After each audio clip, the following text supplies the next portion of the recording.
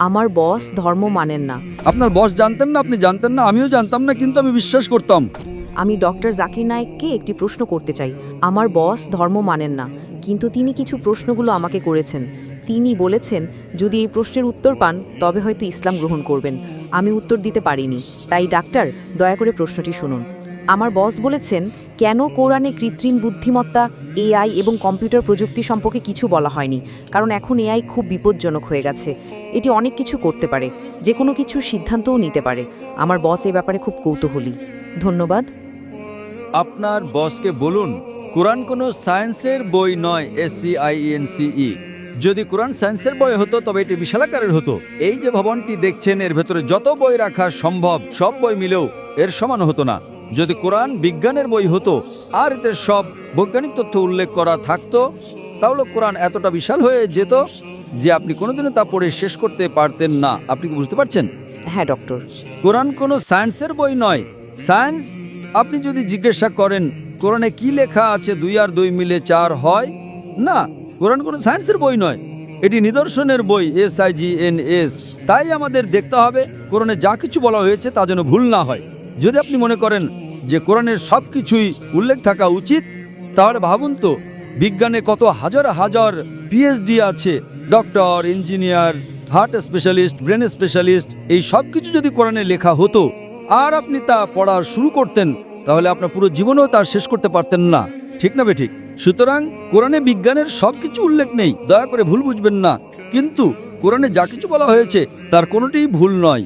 যদি কোরআনে এমন কোনো বৈজ্ঞানিক তত্ত্ব থাকে যা ভুল প্রমাণিত হয়, তবে তা আল্লাহর পক্ষ থেকে হতে পারে না। আর যদি কোরআনে এমন কিছু বলা হয় যা বিজ্ঞান অনেক পরে, 200 বা 400 বছর পরে আবিষ্কার করেছে, তাহলে সেটাই মুজিজা। তাহলে প্রশ্ন হলো কোরআনে AI এর কথা বলা হয়নি কেন? কোরআনে এটা কেন থাকা উচিত? কোরআন কোনো বিজ্ঞানের বই নয়, কিন্তু আল্লাহ জানেন ভবিষ্যতে কি আসতে চলেছে। আমি আপনাকে ব্যাখ্যা করছি। 1 নম্বর, মানুষ আমাকে প্রায় জিজ্ঞাসা করত যে ইসলামী শরিয়া অনুযায়ী যদি আপনার কাছে ভিডিও রেকর্ডিং থাকে, যদি কোনো ভিডিও রেকর্ডিং থাকে যে কেউ চুরি করেছে, ইসলাম অনুযায়ী সেটা প্রমাণ নয়, এটাকে প্রাথমিক প্রমাণ হিসেবে ধরা হয় না, এটা দ্বিতীয় প্রমাণ। 10 বছর বা 20 বছর আগে যে কোনো সাধারণ আদালতে যদি আপনি সিসিটিভি ফুটেজ দেখাতেন আর তাতে চোর ধরা পড়তো, যে কেউ চুরি করছে, সেটাই যথেষ্ট ছিল। কিন্তু ইসলামে তা নয়। ইসলামে চোখের সাক্ষী প্রয়োজন। তখন মানুষ অবাক হয়ে বলতো এটা কেমন ধর্ম, কোনটা বেশি নির্ভরযোগ্য, প্রত্যক্ষদর্শী নাকি ভিডিও রেকর্ডিং, কোনটা ভালো, ভিডিও রেকর্ডিং ঠিক না ভুল?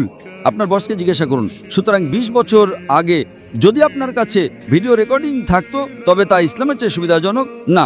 প্রত্যক্ষদর্শী হলো প্রাথমিক প্রমাণ, ভিডিও রেকর্ডিং গ্রহণযোগ্য ছিল না। আজ যখন কৃত্রিম বুদ্ধিমত্তা এসেছে, আপনি সহজেই আপনার ডাকাতের একটা ভিডিও তৈরি করতে পারেন। ঠিক না ভুল? ঠিক। সুতরাং এখন মানুষ জেগে উঠেছে। আজ এটি প্রাথমিক প্রমাণ নয়। তাই ইসলাম অনেক উন্নত। আল্লাহ জানতেন AI আসতে চলেছে। আপনি কি বুঝতে পারছেন? হ্যাঁ। আপনার বস জানতেন না, আপনি জানতেন না, আমিও জানতাম না, কিন্তু আমি বিশ্বাস করতাম। আমি বলেছিলাম না ইসলাম সঠিক। হয়তো আগামীকাল কিছু ঘটবে। আমি AI সম্পর্কে জানতাম না, কিন্তু 15 বছর আগে আমার উত্তর ছিল শরিয়া সঠিক। আমরা জানি না আগামীকাল এমন কিছু ঘটবে যে ভিডিও রেকর্ডিং যথেষ্ট প্রমাণ হবে না। এটাই ছিল আমার উত্তর, এবং আজ আমার উত্তর সঠিক। আপনি কি বুঝতে পারছেন? সুতরাং আল্লাহ AI সম্পর্কে জানেন, তাই ভিডিও রেকর্ডিং প্রাথমিক প্রমাণময়। আপনি কি বুঝতে পারছেন? হ্যাঁ। কিন্তু প্রত্যক্ষদর্শী হলো প্রাথমিক প্রমাণ। সুতরাং আল্লাহ AI সম্পর্কে জানেন। যদি তিনি সবকিছু লিখতে শুরু করেন, আপনি ছোট কোরআনই পড়েননি, আপনি চিকিৎসা, ভ্রণতত্ত্ব সবকিছু সম্পর্কে কি পড়বেন? না, এটি টেলিগ্রাফিক মেসেজ। সুতরাং এটি ঈশ্বরের পক্ষ থেকে নয়, তা প্রমাণ করার জন্য আপনাকে ভুল খুঁজে বের করতে হবে। কিন্তু এটি ঈশ্বরের পক্ষ থেকে, তা প্রমাণ করার জন্য আপনাকে এমন জিনিসের কথা বলতে হবে যা মানুষ জানতো না। আপনি কি বুঝতে পারছেন? একেই বলে অলৌকিকতা। কিন্তু এখানে সবকিছু উল্লেখ করা হয়নি। আশা করি এটি উত্তরটি পেয়েছেন।